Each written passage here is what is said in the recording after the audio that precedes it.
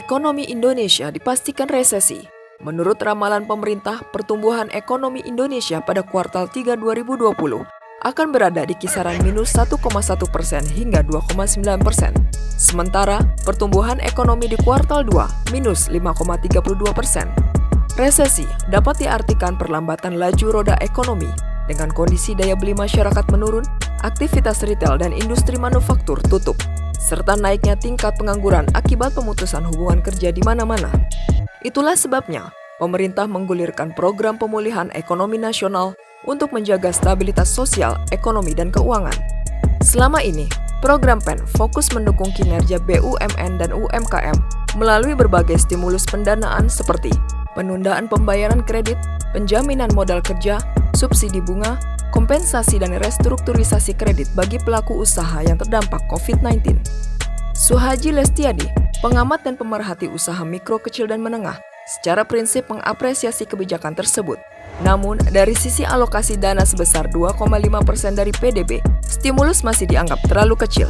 Kalau dibandingkan negara lain yang terdampak COVID-19, hampir semuanya mengalokasikan dana bagi program PEN minimal 10% dari PDB. Saya khawatir bila stimulus yang diberikan terlalu kecil dan pemulihan ekonomi berjalan lambat, maka industri apalagi sektor UMKM akan kehilangan pasar serta mengalami kesulitan modal.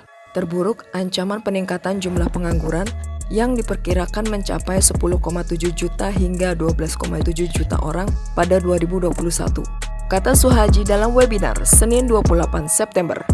Suhaji mendorong agar pemerintah mengintegrasikan kebijakan pembangunan UMKM dan koperasi Indonesia berbasis produk unggulan lokal melalui 7 visi penguatan ekonomi nasional.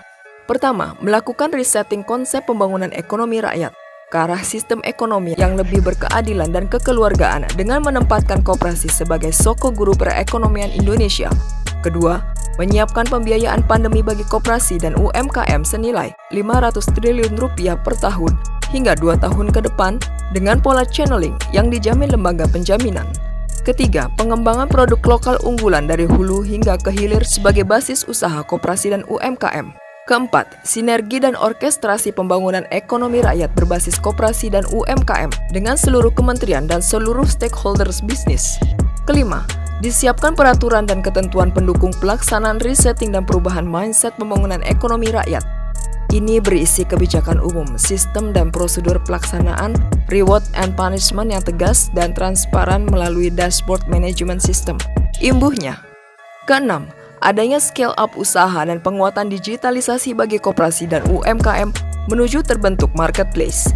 Ketujuh, pembangunan kemandirian dan daya saing ekonomi bangsa melalui gerakan jiwa kewirausahaan dan gerakan Aku Cinta Produk Indonesia. Bila dilakukan dengan baik, ketujuh strategi ini diharapkan dapat menghindari risiko Indonesia terkena resesi berkepanjangan dan mendorong percepatan pemulihan ekonomi nasional hingga pertumbuhan sebesar 4% di tahun 2021. Pungkas Suhaji.